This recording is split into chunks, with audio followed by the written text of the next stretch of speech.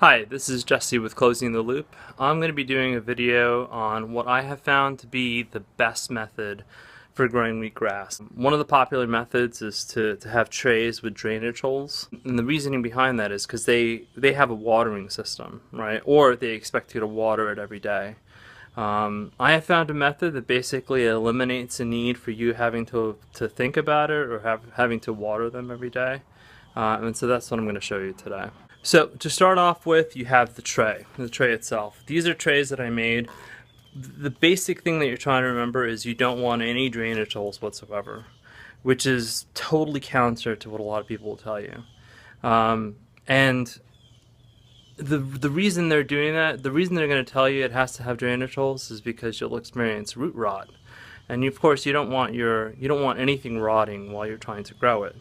But if you only water it once, then what you're going to do is you're going to force the plant to dig down deep into the soil, and it will pull up all the moisture that you have placed in there the first time.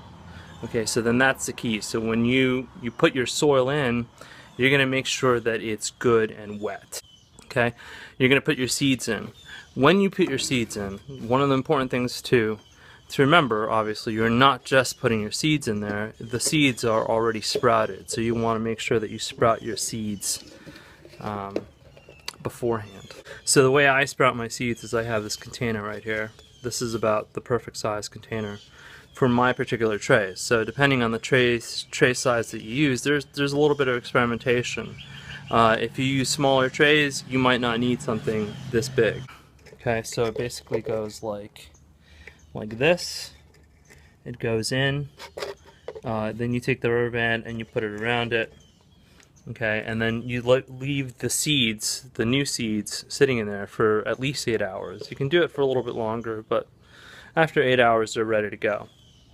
And then what you're going to do is you're going to drain the water out. You're going to literally turn it over, get all the water out, and then put it on an angle. You know, try to find a way to prop it up somehow.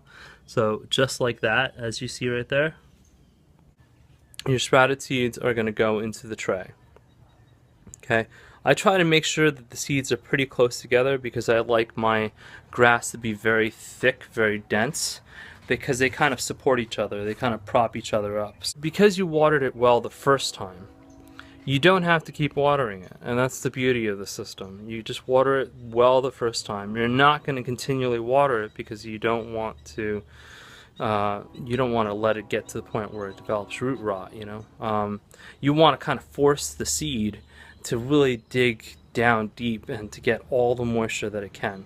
I mean, this is the ideal wheatgrass, right? And this is all grown with the method that I just described to you. So it's really simple. This way you don't have to have any kind of watering system. And you might have to make modifications. You know, you might find that the first time that you do this, you didn't put in enough water, and you'll see the growth like stunt, right? So then the next time you do it, just make sure you put in a little bit more water, and then see how the plant does. You can get a pretty big bag of it for probably like 50 bucks. And it'll last you a long time, and you'll have a constant supply of wheatgrass.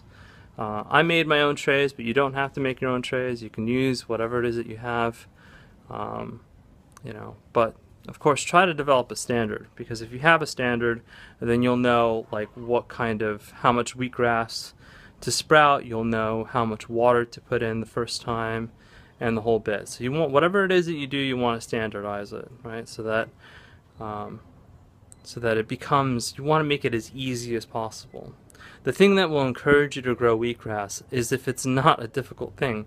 If it's a very difficult thing, then of course you're going to get discouraged, and you're not going to do it on a regular basis. So the point is to make it as fun and as easy as possible and as rewarding as possible, so that you'll continue to do it. It's this thing that there's a lot of people that try wheatgrass and they'll do it, you know, when they're really sick, they have cancer or some situation like that, which I highly recommend. If you have cancer, you definitely want to be drinking wheatgrass juice. But you don't want to wait till you're sick. You want to be doing it on a regular basis and benefiting from it every day. And so the only way to do that consistently is if you're really enjoying the process, if If it's too difficult, if it's too clumsy, if it's too, then you're just not gonna stick with it, and you're not gonna benefit from it. That's it. It's a really simple method, and you get beautifully verdant green wheatgrass.